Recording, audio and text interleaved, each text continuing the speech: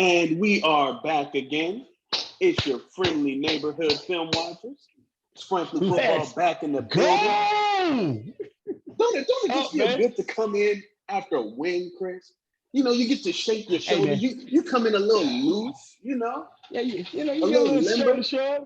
Yeah, you feel good. You feel good. You feel real good. You feel real good. How your week been so far? How your week been? So I know you're working from home. I know probably when you went out to the mailbox, saw your neighbors and waved. You gave them a point. Yeah. Yeah, I can dig it. Yeah, man. That's what's up, man. That's what's up. But as the world may most assuredly be aware, the Cowboys are currently feasting on air-fried eagle wings after beating the dust off of the filthy Philadelphia Eagles at a score of 41-21, hanging a 40 burger. I mean, it wasn't even the score does not even show how lopsided this game was, man. I usually enjoy, when we do beat the Eagles, man. I usually go for pride. I got one of my homeboys to bet me that if we won, that he had to change. No. See, money comes and goes. See, we get money, but the one thing you can never get back is your pride. So he has to leave a picture of Dak Prescott on his Facebook wall. Hopefully until they get a win. No, to the rest of the week. For the whole week. Okay. Yeah. Okay. So every time, I go to his Facebook page every morning just to see Dakota Prescott, and I giggle on it daily. Yeah. It's like a daily routine. I go see him, so it's a good deal, man. It's a good deal. But yeah, man, great win, man.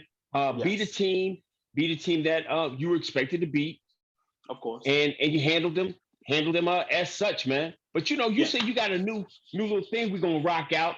Every week we kick it off. So, go ahead and let the people know what we're doing, man. So here's the thing. As I was coming into my office to prepare to record, I was singing a song. We are a family show, so I'm gonna call it the 10 Dak Commandments, by the notorious B.I.G. Baby. So what we're gonna do is we're gonna run down a 5, 4, 3, 2, 1. 5 winners, 4 losers, 3 honorable mentions. We're gonna have a special 2 that may change up weekly, and we got a special 1 for y'all. Gotcha. So we're gonna start from the top. 5 winners from this game.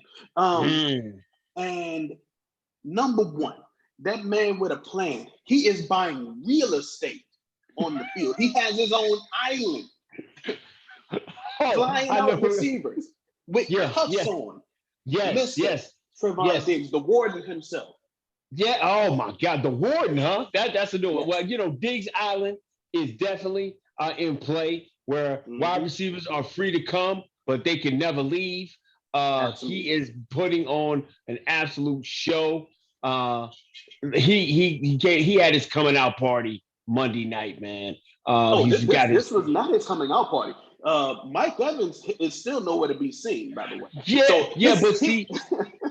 But see, the thing about it, and you're right, he's been putting cuffs on people all season. Think about it, certain games, people say, well, people call passes on him, 1 or 2 big plays, but for the most part, man, he's been showing out. But Monday night, he went and showed the guy he played with at Alabama, Heisman Trophy winner, Devontae Smith. Hey, listen, this is just like it was back in Bama.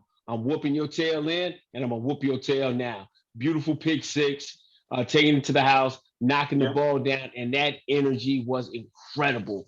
And it just radiated like vibranium through the entire defense, and everybody was playing on just on another level, man. And that's what he did. So Trevon Diggs is one of our 5 winners.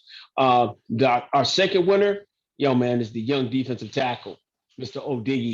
Osa Odigizua, with his first NFL sack of the game. Should have had another one, but when he sacks people, he sacks them with authority, man. He almost threw Jalen Hurts through the ground with that first sack, and would have had a second one that would have probably finished the game off. Now here's the thing, man. It's been a while since we've had real pressure in the interior of this line. Right.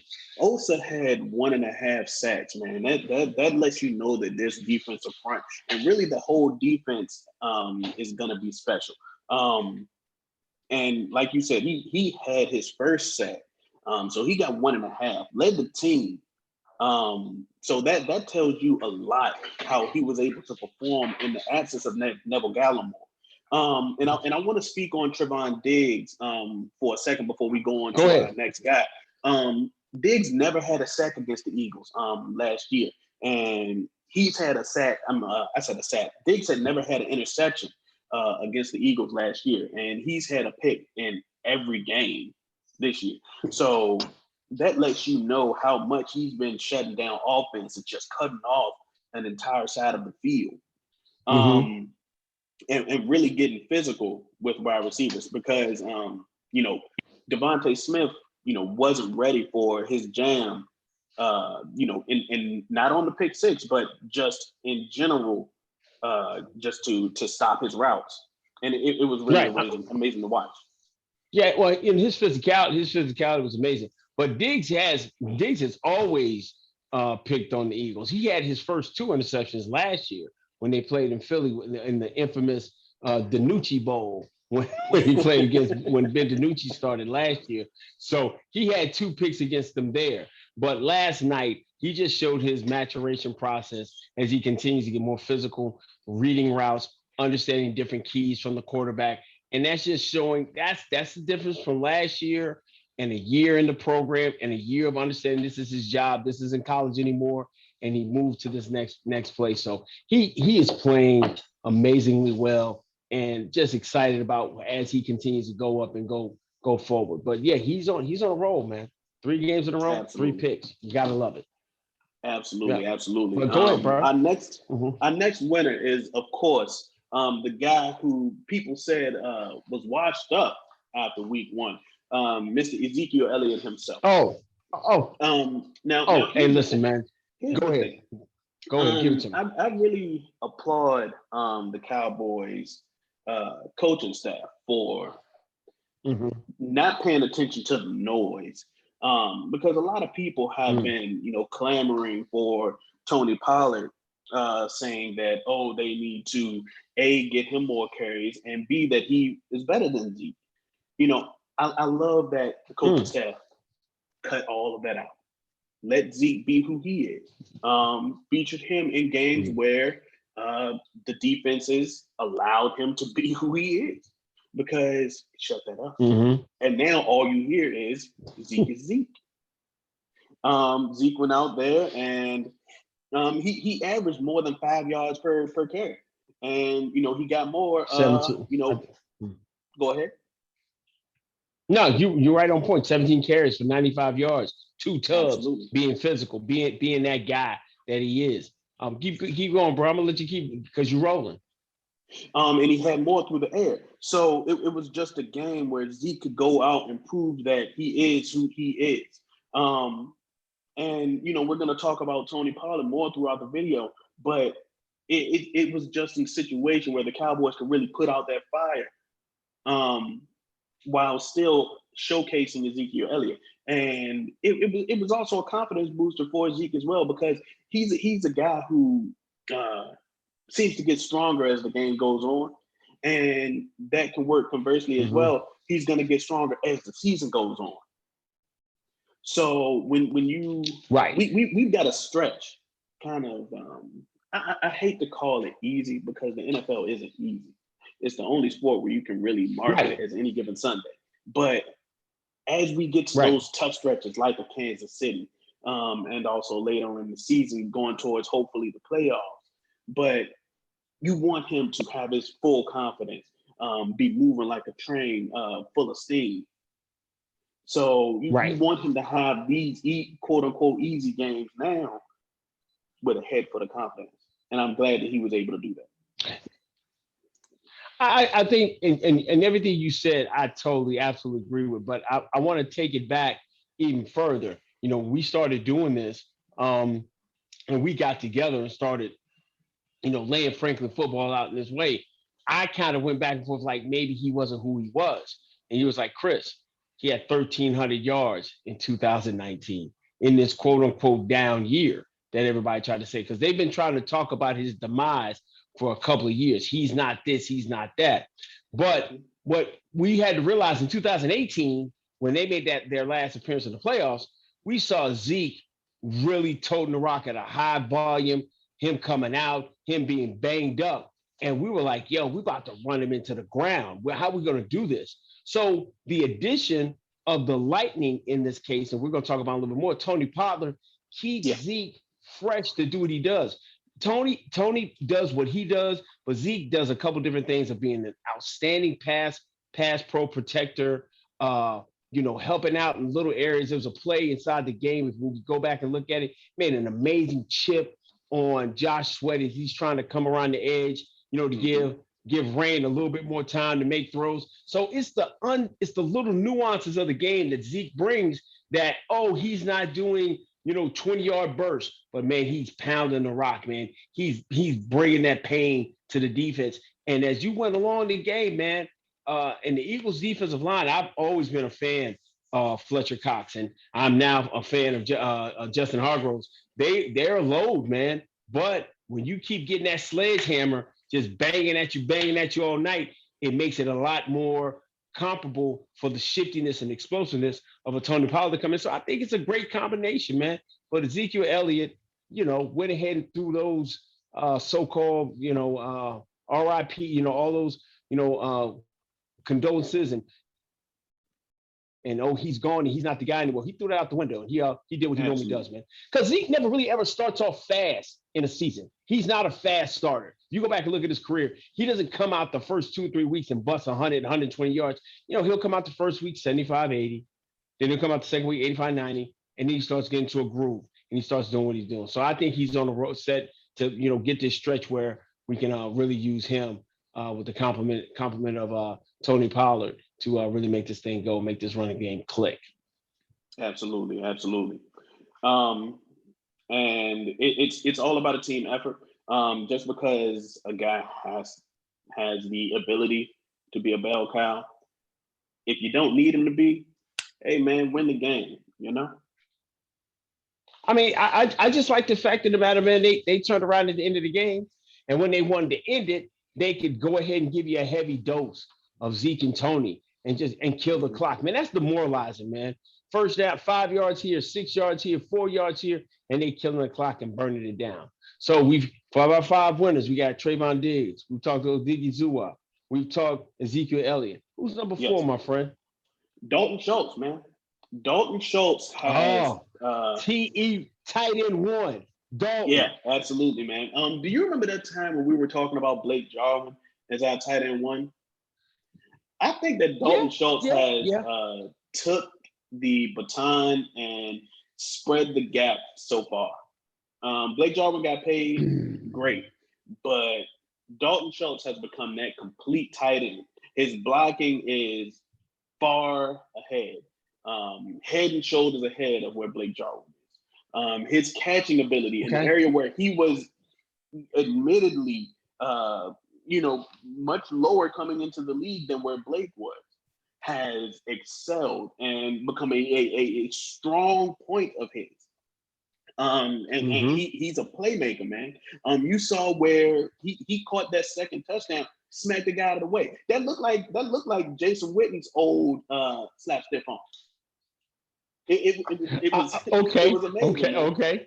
And I hate to invoke the name of old because I don't want to regress to those old days. But man, Blake Jarwin has evolved into such a complete tight end that you are absolutely right. He is tight end 1. And we have to applaud him for it. He came out and got he caught 6 balls, had like 80 yards for 2 touchdowns. I mean, Blake Jarwin has just continued to keep his maturation process going. He's one of the guys that took full advantage of people not playing. Yeah. I mean, that's right. Dalton Schultz. I'm sorry. So Dalton has kept the train going, and like you said, Monday night He's been targeted, I want to say 15 times, 16 times. He's got 15 completions. He would have had been 16 to 16 if it had not been for a play by the Eagles safety to just knock him down because he was on his way. But Dalton's doing his thing. I'm reluctant to say tight end one. I think both of these tight ends help make this passing game flow. But Dalton is playing exceptionally well. 2 tubs, doing his thing.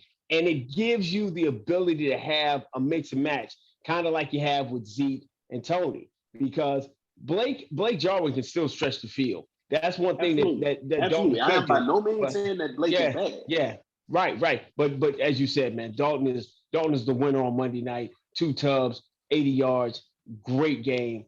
Extremely excited for the young man. So that's 4 of our 5. Give me my last one, man. You came up with the last one. I don't recall who your last guy was, so you are gonna have to help me out. If I had to pick a last one, I know who I would pick. Oh, that's easy. I don't recall who your last one. Go ahead. Well, but the last one is the area that we had the most doubt about coming into the season.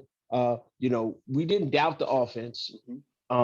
The defense we think would be much improved, but the area we felt we had the most trouble would be in the secondary. The secondary has been exceptionally well, but the area that we've been clamoring for years is safety. And man, my fifth winner is Javon Curse.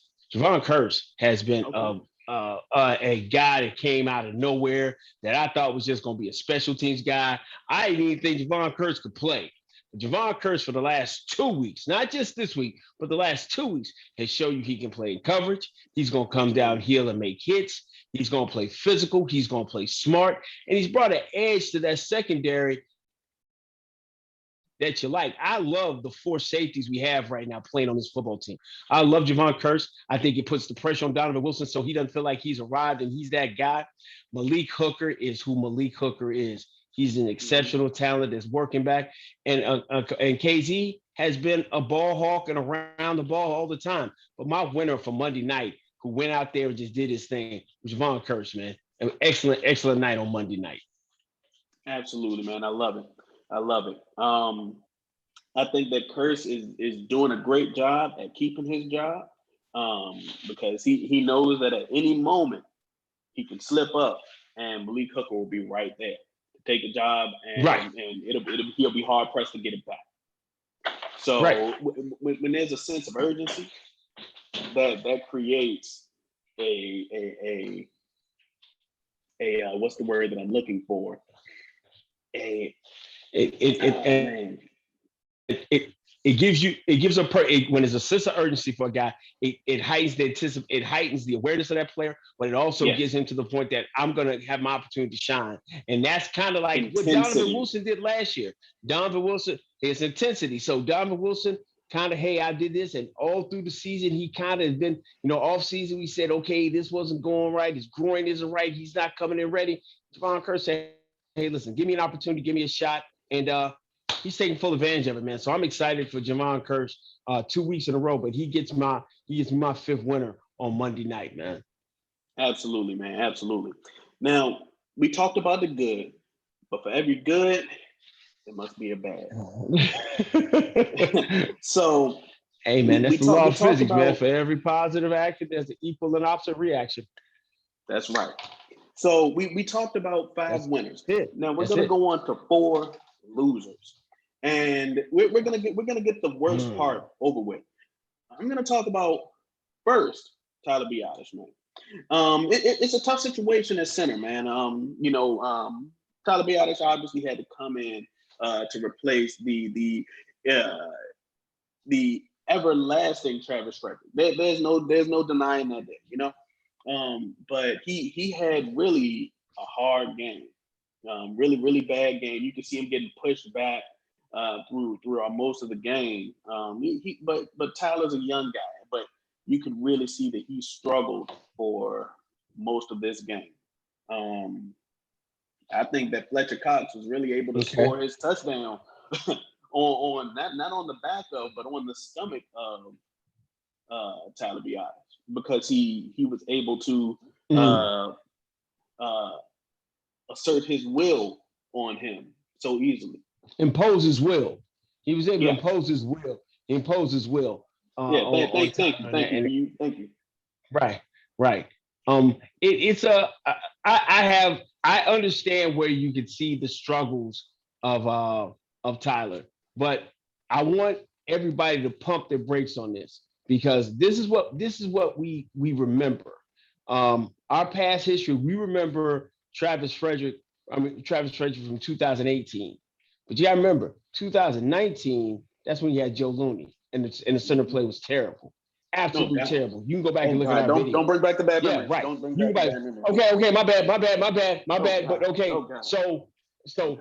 you turn around, you get into 2020, and you don't have a full off season. It comes into the season hurt. He plays 4 games. So on Monday night, that was his 7th NFL game. His 7th Yeah. NFL game. So I always say this often. There's a difference between playing against lawyers and doctors, and then you playing against guys that got mortgages, car notes, and child support. So when you Absolutely. play against those guys, it's a totally different mindset. Fletcher Cox, if you watch the news, Fletcher got a little problem with women. Just Hargrove he's trying to, fight for his ability to be known as being a great defensive tackle. And he kind of took advantage of Tyler. But I'm Oh yeah. pumping the brakes Wholeheartedly. on this, that Tyler's terrible. He's not in NFL. No, he is a guy in his 7th start. He's going to get time to maturate and become a better ball player. Because if we go back and remember Travis when he first started, he was running around here getting his ass whipped too. We just Mm-hmm. remember all the great stuff Travis did. But Travis was never a super duper power guy. He was more of a thinker, able to get to the second level, do a lot of cutoff stuff. And I think that's what Tyler will work into and will get better as the year goes on. But I didn't think he had a problem with the line calls. He just got his ass whooped a little bit by a grown man. And it happens like that It sometimes. happens, man. It happens, man. Sometimes you need to get disciplined. And that's just what happened Yeah, to Tyler. You know? that's just right. That's what happened. That's definitely what happened. Yeah. Because the question goes back to how many outside of the football team who got 43 hung on them, you ain't gonna run into too many defensive tackles combos that like you ended up dealing with Fletcher Cox and Justin Hargroves. I think you got a pretty good one coming in here on Sunday. We're gonna get to that, but I don't think he's Absolutely. gonna have that. So I think he's gonna get a chance to get better and gonna improve, and we'll get better play out of Tyler Biotish. Who's your Yeah. second loser? Guy right next to him, man. Connor Williams. Woo! Connor is another one of those guys that had a rough night on the arm strength and will Fletcher Cox. Connor Williams Yeah. had a rough night on the penalties. He had 3 flags thrown his way, 2 of which were holding, one of which a little shaky, which could have Okay. personally I wouldn't have called if I had the stripes. Right. Right. But Connor Williams had a rough night. Right. I'm not gonna say that.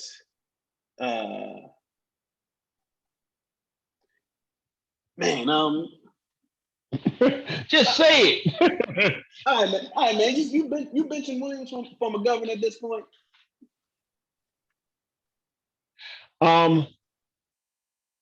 That's up for debate. So Connor Williams proved again the one thing he struggles with power.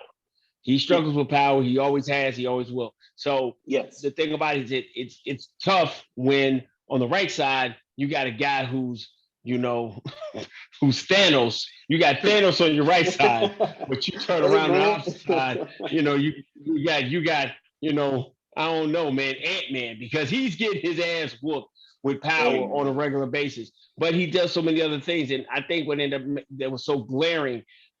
This is kind of like 4th flag for holding and stuff because he's getting a hard time yes, with power. But you can't say they got dominated because they ran the ball so well. So I think it goes absolutely. back to some of the things that we always talk about here on Franklin Football is that what are we judging? Are we judging 6 to 8 plays? Or are we judging 70 plays? Are we judging the areas where they got whipped? Or we see the ones where he got holding. The holding calls are bad. You see the ones he got whipped. So he did struggle. But it kept it to the point that we were still able to accomplish what we wanted to in the running game.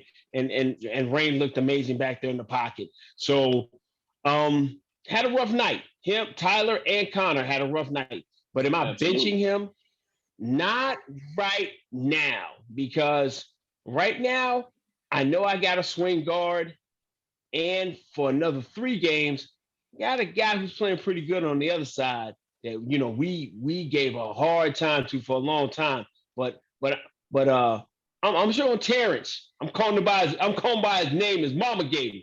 Terrence is over playing pretty well on that right side for me. So I got my swing tackle. I got my probably my guard of the future. Yeah, I know it's hard. It's hard because, dude, we had linoleum, tinfoil, tissue paper. We had all that. But Terrence Steele is playing well over there on my right side. But not yet. I'm not trying to bench him just yet. If we turn around, going back to what I said before, when you go against, you don't have another matchup of 2 strong, big body defensive tackles like that. So I think you got a chance to kind of get some stuff under your belt and play a little bit better. Yeah. But he did lose out on Monday night. Okay? Oh, absolutely. So we got Tyler Biadasz. We got Connor Williams. Give me your third loser. I'm not sure if Greg Zuerlein wants a job sometime, man. I think that Greg come out there. He'll get him a hot dog. He'll get him a Jerry Rita at the Cowboys Stadium. Get him a little drink, enjoy the festivities, and he'll just forget where he is. And then when they call his number, be like, oh crap. Then he'll just go out. Me? I gotta go to work. And then he'll shank the kick. Yeah. Yeah, and this is now the second game this season that he's missed a kick. This is like the 10th game since he's been on the team that he's missed a field goal or extra point. I'm not sure. Remember Kyle Forbath? Remember Kyle Forbath? He's still on You the mean street. you talking about the ever perfect, never missing for the Dallas Cowboys, Kyle Forbath? Yeah. Okay. He's still on the street. And I have to wonder why. I wonder whose wife he looked at. Who child did he threaten? I don't know if he slapped Charlotte behind. I don't know if he slapped Charlotte behind and she went by in the lunchroom. I'm not sure what he did. But as you said, man, Greg Zuerlein right now, statistically, is one of the worst kickers in football since he's been with the Cowboys. Absolutely. And it's not even close. So I think he's missed in half of his games. He's missed at least one field goal or extra point in half of his games since he's been on the team. Yeah, that's not a good thing to be, man. And especially when the NFL, when the games are, regularly, unlike this ass when we handed out 3 points or less, 3 points or less. You want to be able to have a guy that you can really count on. But yeah, Greg is one of my definite losers because of his play on Monday night. And then our last loser, you're kind of fighting back and forth with it. I'm going back to the secondary. My loser for number 4 is Jordan Lewis. Okay. Jordan Lewis is my 4th loser, being the fact of the matter that when you get an opportunity to make a play, because this infatuation and love affair for Jordan Lewis has been going on for 5 years now. This is our 5th year of, we love Jordan Lewis, Pocket Lewis, because he's holding on to dead bodies. That 2018 game when he shut down Alvin Kamara, right, against the Saints, and shut down Alvin Kamara, he's been holding on to that. So he goes back into the first game this year. He has 2 picks. He has 2 picks, right? He has the halftime Hail Mary. Had the 2. Yeah, he had 2 picks in the first game. And so everybody's like, Jordan Lewis is that guy. Well, when Jalen Hurts is out there handing out pick sixes, you got to go in and take advantage of that. You got to late get one in the too. second quarter. If the Early whole in the crew second getting quarter one, after you got. Hey man, the whole crew getting it. You got to get yours too. One pops right in his hands. He can take it and he can get them go in the to walk it in. diamond. He can, he can stanky leg his way in. You got to put it right there in the pocket. But then he gets another opportunity late in the game. Jalen Hurts is back there running around for his life, running from Osa, running from Randy Gregory, running from Micah Parsons. And he throws up a duck, and then Greg Ward comes down with it. That ball Yeah, that was hung a up all touchdown. night long. Somebody should have picked, and he was right there. Yeah, that was a trash last touchdown. So Jordan Lewis has got to show me more. When the opportunity is available for him to make plays, make a play. Because, right now, our cornerback situation is a little bit shaky with the guys that we have back there. So if you get opportunity to make a statement in the slot, make a slot. So I put Jordan Lewis my fourth loser. Absolutely, and I can understand it. I can understand it. He gave up a garbage time touchdown, so it's like, whatever. But yeah, No, I'm not whatever and nothing. I ain't giving up. I ain't giving up Nathan. I don't want to give up nothing. When you putting the beat down on somebody, put it all the way down. Because without that garbage touchdown, dude, their offense would have only scored one touchdown. That's why this game was such a decisive ass whooping. Because without the defensive touchdown, you turn around and you change. This is 41. This is 41 to 14, and that's what I'm talking about.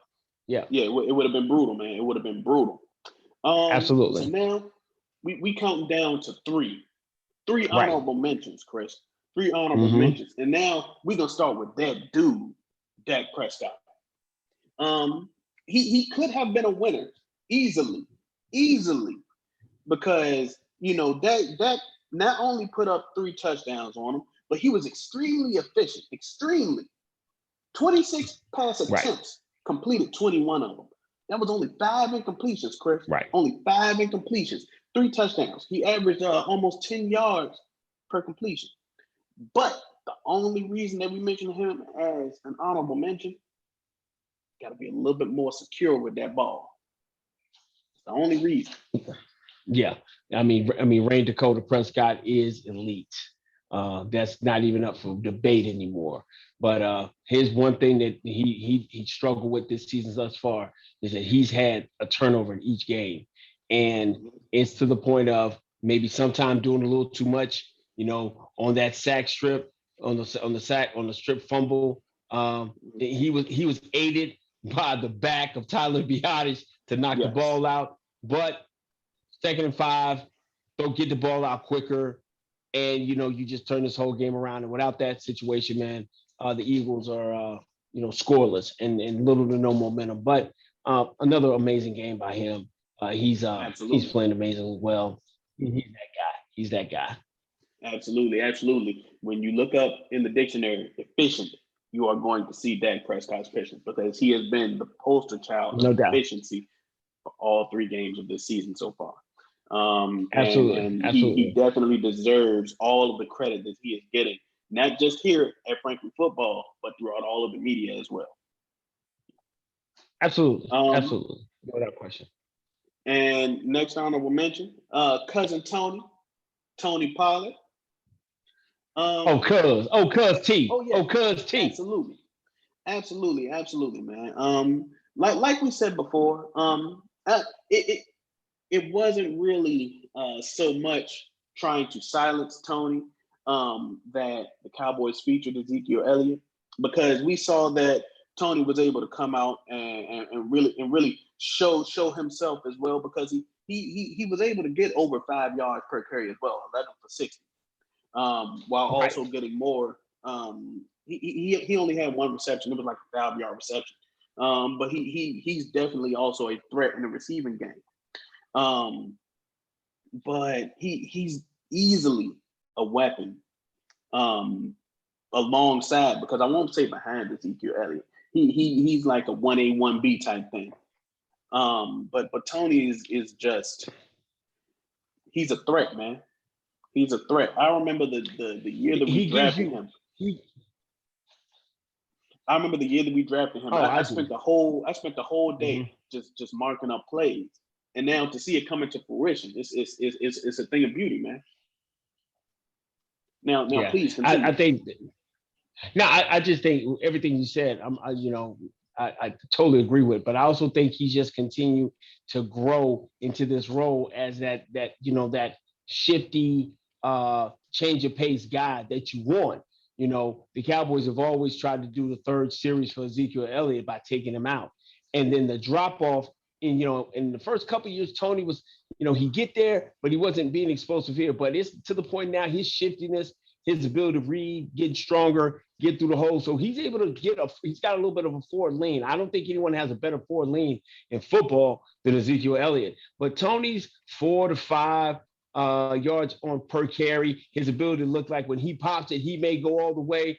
It is a beautiful sight, man. So he just kept putting good days and good games on top of good games in what he's doing. So he had a great night on Monday night. And it helped the Thunder and Lightning situation go for the Cowboys that we wanted to see. Loved it. Absolutely, man. Absolutely. And our last honorable mention, this is kind of like a stat, a trifecta, if you will. These are, as you would say, the much maligned trio. The combination. Oh, yes, sir. Yes. The combination of Jalen Smith, Leighton Vander Esch, and Anthony Brown. The guys who Cowboy fans love to hate. They had a day against Philly. And it was a day in which they all, to be quite frank, if we can be at Frankly Football, as you can here at Frankly Football. Yeah, absolutely. It was the immortal, because Cowboy fans are the epitome of Silky Johnston from the Haters Ball on Dave Chappelle when we talk about these three guys. Hate. We want everything in the world bad to happen to them and them alone. Nothing but them. That's how we treat them. Nothing but them. And nobody but them. Yes, but on Monday night, man, Jalen Smith, was running strong as the commentators not necessarily say, fast. Not necessarily fast. Just strong. Just really powerful. His run was very strong and deliberate. But he was in play. He was in play where he's supposed to be. Leighton Vander Esch was playing and not. And, like we've always said with Leighton, he's like the deuce. He's like the deuce of spades, man. When you're playing spades, if you got the Joker and you got the ace, but the puts the satin on the panties, as Vosh Lombardi would say, is that two of spades, because you can throw that out there and throw that thing. It just takes some things out of the way. Throw that thing back. And so when it hits the table, you look like, man, somebody think they're about to walk that ace, throw that deuce of spades, and that's exactly what Leighton Vander Esch has been this year, because you had Keanu Neal go down, and you're really not quite ready to put Jabril Cox there, even though I want to see him out there. But you got the consummate professional Leighton Vander Esch. So boom, you play him. And then above all, man, Anthony Brown, who he's the Cowboy we all love to hate, man, because we want to see Nashawn Wright. I want to see Kelvin Joseph get back and get healthy. Make sure y'all reach out to him on Twitter, man, and just show him the praying hands, and man, he's staying engaged. But he turned around and caught a big interception, man. And that was great, man, because you just want him to hold the fort down. And so you just want him to hold the fort down. So those three guys go down as our much maligned three, and they played well Monday night. And we got to tip our hat to them. So we did our 5, we got our 4 losers, we did our 3 honorable mentions. Yeah. Yo, man, I'm gonna go ahead and get to this too, man, because you've been adamant about this too, man. Give me that too, man. Talk to me about it, bro. Now, as y'all might notice, we didn't talk about coaching when it came to losers. We got a full section about coaching. Because at Frankly Football, what? Coaching matters. That's right. Go ahead, my brother. 2 games of poor clock management.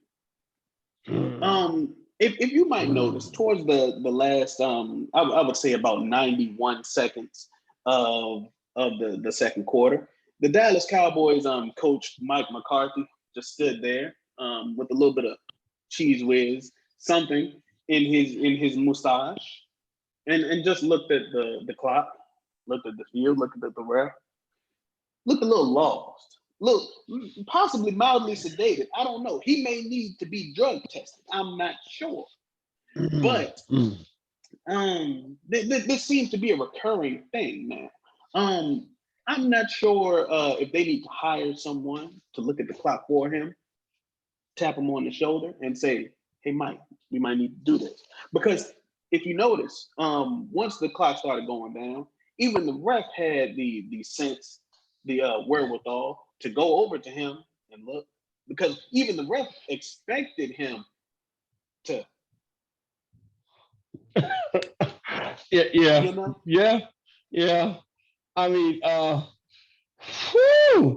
this is one time with that all access that we get from the NFL and seeing how we can see things in the game. This was the one time the cameraman was kind of sleeping because everybody was screaming, "Yo, kill the clock, time out, let's get the ball back, let's put them away."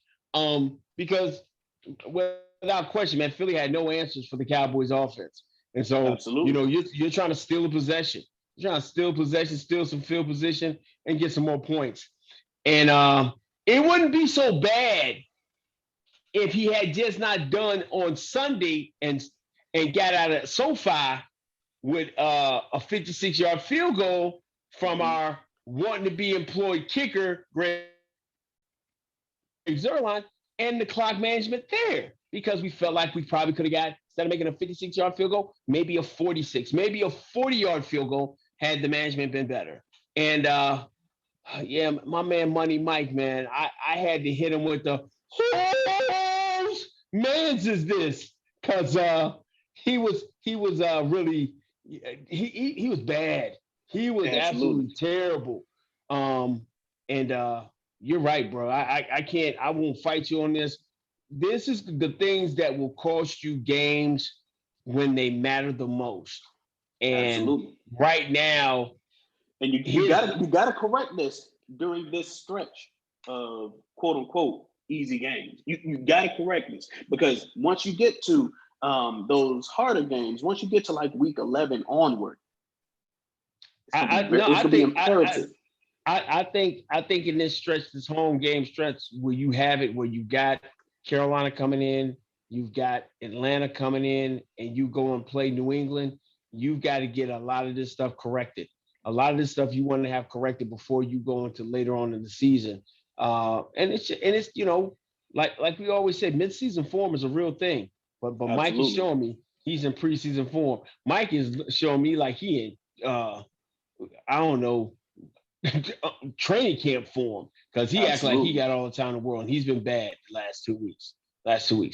So we did the 5, we did the 4, we did the 3, we did those 2, and let's go ahead and get to the number 1, because there can only be one, my friend. What's the number one thing we talking about, man? Baby? And there can only be one. The cream rises to the top. The number 1 is the Dallas Cowboys. The division winners. There can only be one atop the division.